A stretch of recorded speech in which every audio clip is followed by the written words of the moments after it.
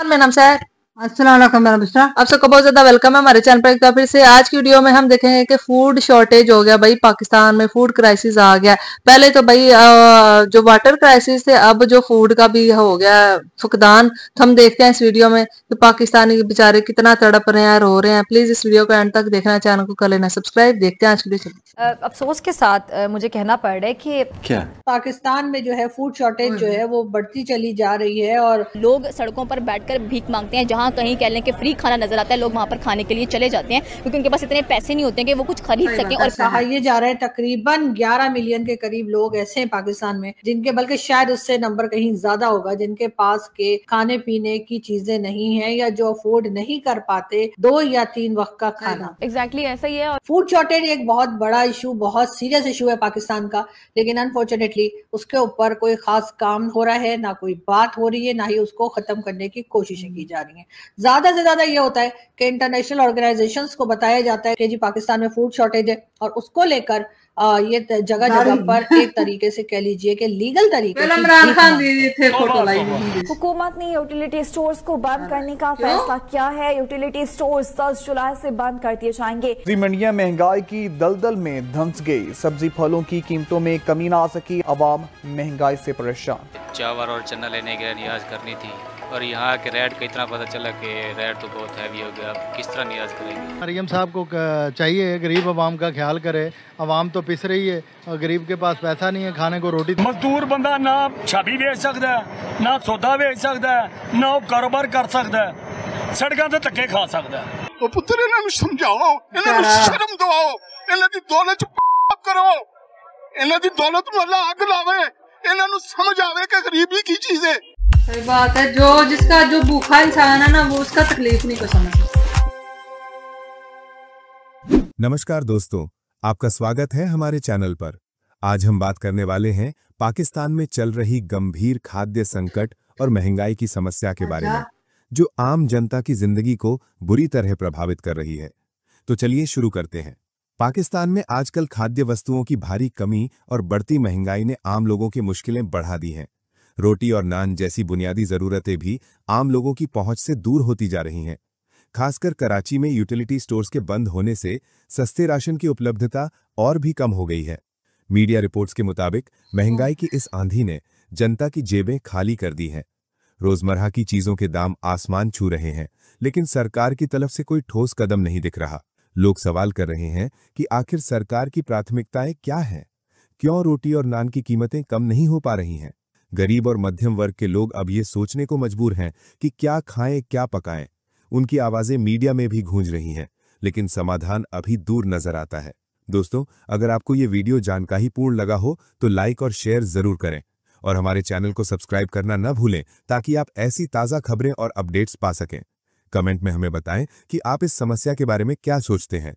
धन्यवाद। पाकिस्तान की अगर हम बात करें तो सब पाकिस्तान में जो है फूड शॉर्टेज बहुत खतरनाक शक्ल इख्तियार कर चुका है और लोगों के पास खाने पीने की अशिया कम से कम होती चली जा रही हैं। बहुत से बच्चे, करोड़ों के तादाद में लोग यहाँ पर मौजूद है, तकरीबन 26 करोड़ की आबादी है, और उसमें एक बहुत बड़ा नंबर जो है वो ऐसे बच्चों का भी है जो कि सही खुराक ना मिलने की वजह से, सही खाना या उनको कह लीजिए जो खाने पीने की चीजें उन्हें चाहिए होती हैं या जरूरी है वो ना मिलने की वजह से उन बच्चों के अंदर तरह तरह की बीमारियां और वीकनेसेस आ चुकी हैं।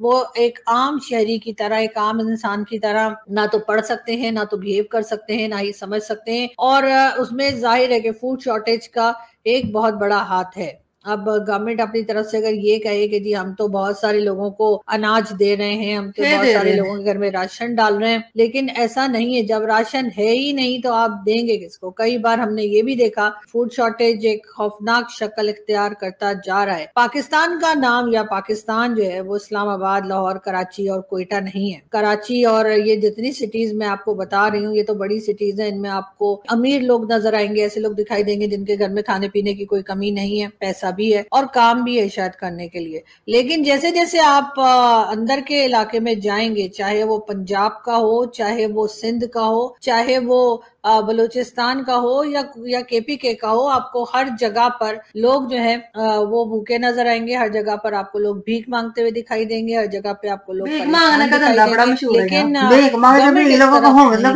गवर्नमेंट को लगता है कि जो टीवी चैनल्स पे दिखाया जा रहा है, टीवी चैनल्स पे बताया जा रहा है, बस वही पाकिस्तान है जो दुनिया को वो दिखाना चाहते हैं। लेकिन असल पाकिस्तान जो है वो उससे हटकर है। असल पाकिस्तान वो है जो हमारे मेन स्ट्रीम मीडिया नहीं दिखाता। हमारा main stream media food shortage के बारे में या तो बात ही नहीं करते, और अगर करते हैं तो बहुत ही कम बात करते हैं। यही बताया जाता है कि हमारे यहाँ तो जी किसी चीज की कमी नहीं है और हमारे लोग तो बड़े खुशहाल रह रहे हैं। हैप्पी इंडेक्स में भी हम भारत से ऊपर हैं। अब वो क्या वजह बनी है कि हम हैप्पी इंडेक्स में भारत से ऊपर चले गए, ये तो आज तक हमें भी समझ नहीं आया। तो भला भारत को क्या खाक समझ आएगा। लेकिन टीवी चैनल्स के ऊपर कोई बातचीत नहीं हो रही होती पूरा दिन। एक तो वो ऑपरेशन सिंदूर होके खत्म हुआ है, टेंशन जो थी भारत के साथ वो आहिस्ता आहिस्ता करके कम हो रही है, लेकिन हमारे लोगों को सिवाय वो डिस्कस करने के कोई और काम ही नहीं है। पूरा दिन यही बताते रहते हैं कि जी हम इजराइल को भी उड़ा देंगे, हम इंडिया को भी उड़ा देंगे, हम इसको उड़ा देंगे, हम उसको उड़ा देंगे, लेकिन अपने लोगों की भूख नहीं खत्म कर सकते। जो मेन इश्यूज है, जो परेशानियां, जिसके लिए गवर्नमेंट को पब्लिक वोट देती है या अगर ना भी दे तो मतलब लाती है और लाना चाहती है, उसके ऊपर कोई काम नहीं हो रहा। हाँ, ये जरूर है कि ये बताकर दुनिया को कि जी अब पाकिस्तान में फूड शॉर्टेज है, ये दिखाकर कुछ पैसा जरूर बटोर लिया जाता है। और वो पैसा जो है वो हमारे पॉलिटिशियन जो है वो खुद ही खा पी के बैठ जाते हैं। उस पैसे को हरगिज इन लोगों के ऊपर इस्तेमाल नहीं किया जाता, जिनकी फोटोज दिखाकर या जिनकी कहानियां सुनाकर इंटरनेशनली हमारे लोग जो हैं जाकर और पैसा मांगते हैं कि जी हमारे यहाँ तो फूड शॉर्टेज है और हमारे लोग भूखे मर रहे हैं। और वो बेचारे अंग्रेज या कह लीजिए यूरोपियन या कोई भी कंट्री के, वो दिल के बहुत ही अच्छे इंसान होते हैं, तो उनको लगता है कि हमें इनकी मदद करनी चाहिए। और वो मदद वैसे करते हैं कि वो इन्हें कुछ $1 मिलियन दे देते हैं और कहते हैं ठीक है आप अपने लोगों को खाना दे दीजिए। लेकिन क्या वो खाना उन लोगों तक पहुंचता है या उस पैसे से उन लोगों के लिए कुछ किया जाता है? तो मेरा जवाब है नहीं। हम 77 सालों में 25 दफा IMF के पास गए हैं, और जब भी कोई इकोनॉमी IMF के पास जाती है तो वो उस वक्त जाती है जब वो वेंटिलेटर पे है। तो इसका मतलब है कि 77 साल में 25 दफा वेंटिलेटर पे गए हैं, और इस वक्त भी किसी हद तक जाहिर है हम वेंटिलेटर पे हैं। आपने दुनिया को चीज बेचनी है, जब तक आप दुनिया को चीज नहीं बेचेंगे आपके मुल्क में बाहर से पैसा नहीं आएगा।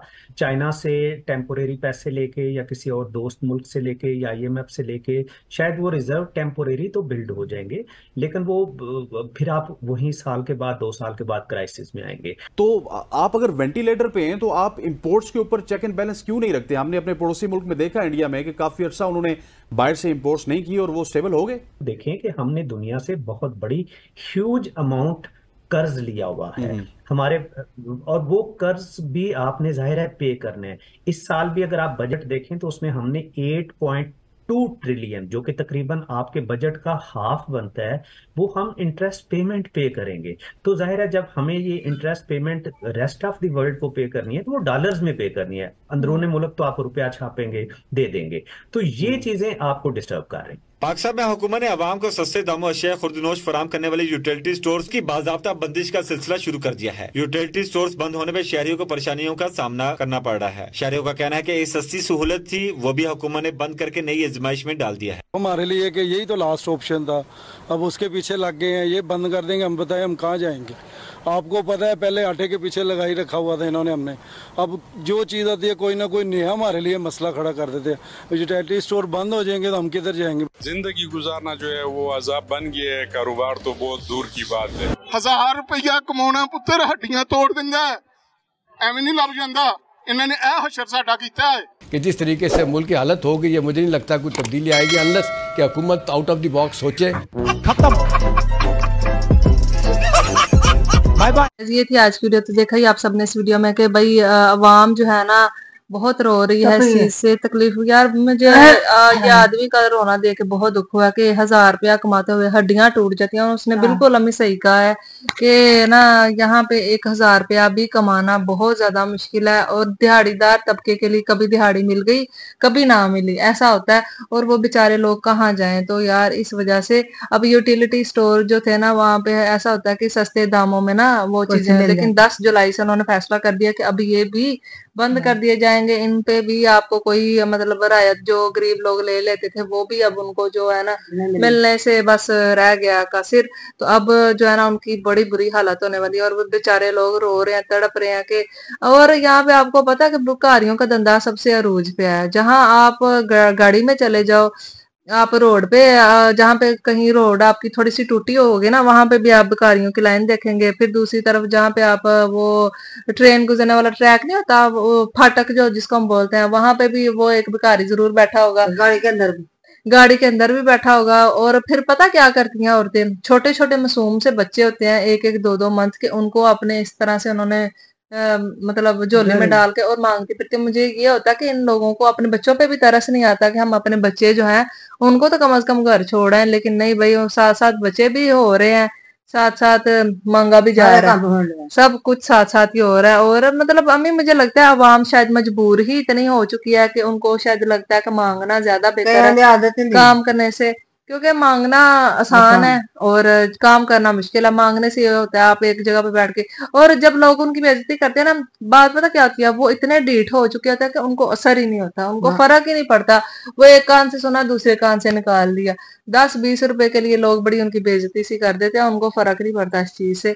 तो इस वजह से ये धंधा सबसे ज्यादा यहाँ पे अरूज पे है। और जो लोग बेचारे मेहनत करते हैं, मतलब नहीं किसी के सामने हाथ फैलाते, वो बेचारे शायद खुदकुशियां भी कर लेते हैं। कुछ लोग जब बिजली के बिल 20-20 हजार आ जाते हैं, जिनकी कमाई ही एक दिन की शायद 1000 रुपया भी कभी नहीं होती। ये हालात चल रहे हैं हमारे कंट्री के। अब आप अपने कंट्री के भी हालात बताइएगा जरूर। फिर मिलता है कौन भी। Thank you.